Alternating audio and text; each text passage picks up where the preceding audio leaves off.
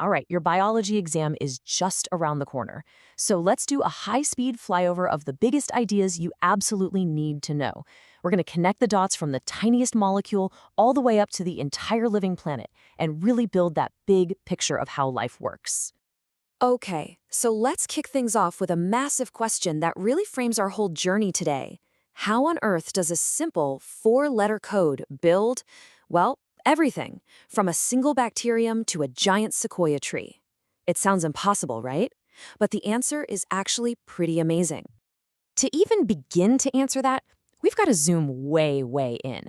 I mean, we're starting at the smallest possible scale. We're talking about the molecular blueprint, the instruction manual for every single living thing on this planet. So it all comes down to these two key players. First, you've got DNA, the famous double helix. The best way to think about it is as the master blueprint, the original copy, kept super safe for the long haul. Then you have its trusty partner, RNA. RNA acts like the messenger. It's the flexible, working copy that takes the instructions out to the job site. Now, what's really cool are the small but absolutely crucial differences between them. DNA is double-stranded for stability. You don't want your master blueprint to fall apart, right? RNA is single-stranded, which makes it easier to read as a temporary message. They also use slightly different sugars. And here's the kicker. RNA swaps out the base thymine for something called uracil. It's basically a chemical tag that screams, hey, I'm just the copy, not the original. So you've got this code, but how does it actually do anything? The answer is a process so important it's called the central dogma. First, to grow or reproduce, DNA has to copy itself. That's replication. Then, to use a specific instruction, a piece of that DNA is copied into messenger RNA. That's transcription. Finally, that mRNA message is read by the cell's machinery to build a protein, and that's translation. From blueprint to building block, that's the flow. Okay, so if DNA is the blueprint, where's the construction site? Where does all this work actually get done? Well, let's zoom out and take a look inside the bustling, humming factory that is the cell. Here we see two major types, a plant cell and an animal cell. They're both eukaryotic, which is just a fancy way of saying they're highly organized, with all these little compartments or organelles that each have a specific job to do. I mean, think about it. Your body is made of trillions of these specialized little factories, all working together. And inside every one of those factories, you've got your key workers. The nucleus, that's the main office, the secure vault where the DNA blueprint is protected.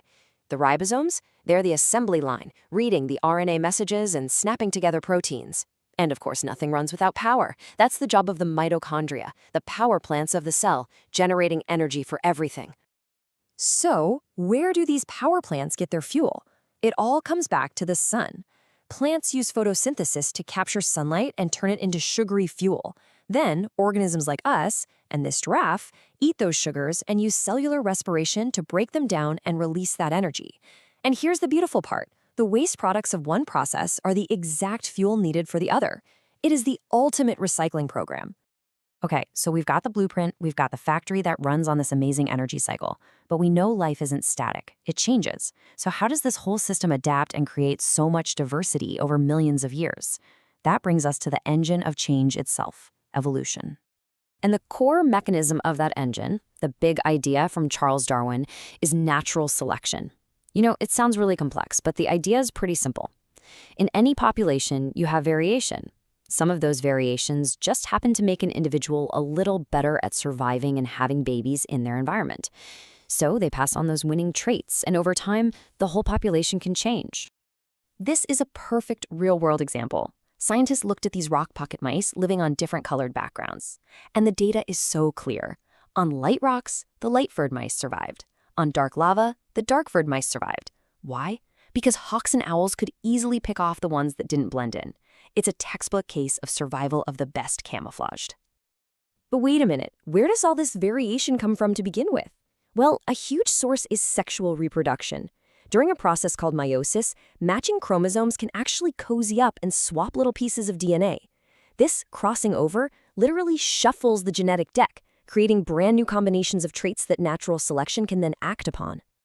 All right, for our final section, we're going to zoom all the way out. We've gone from DNA to cells to evolving populations. Now let's see how all these organisms connect with each other and their environment on a planetary scale.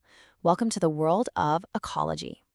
So, a food web like this can look like a totally tangled mess, I know. But all it's really showing is one simple thing: who eats who. It's a map that lets us trace how energy flows through a community, starting with the producers, the plants, and moving all the way up to the top predators, like that lion. We can simplify that whole tangled web into an energy pyramid. Each level is called a trophic level. You've got the producers at the bottom with all the energy from the sun, then the animals that eat them, and so on. But do you see how the pyramid gets smaller and smaller as you go up? That's not an accident. It shows a fundamental rule about how energy moves. And here's the key takeaway. The number to remember: only about 10%. On average, only 10% of the energy from one level actually makes it to the level above it. So where does the other 90% go? It's used for living, for moving, breathing, keeping warm, or it's just lost as heat. This simple rule is why there are so many more acacia trees than there are lions. There just isn't enough energy at the top to support a massive population. But here's the twist. While energy flows in one direction and basically gets used up, matter is different. The actual stuff of life, like carbon, nitrogen, and water, it all gets recycled. Carbon gets pulled from the atmosphere by plants, moves to animals when they eat the plants, and then goes back into the air through breathing and decomposition. Matter is never lost. It's just rearranged. So, from the 4 letters of DNA all the way up to the vast interconnected cycles of the entire planet, that's the story of life. As you head into your exam, just remember, this isn't just a collection of facts.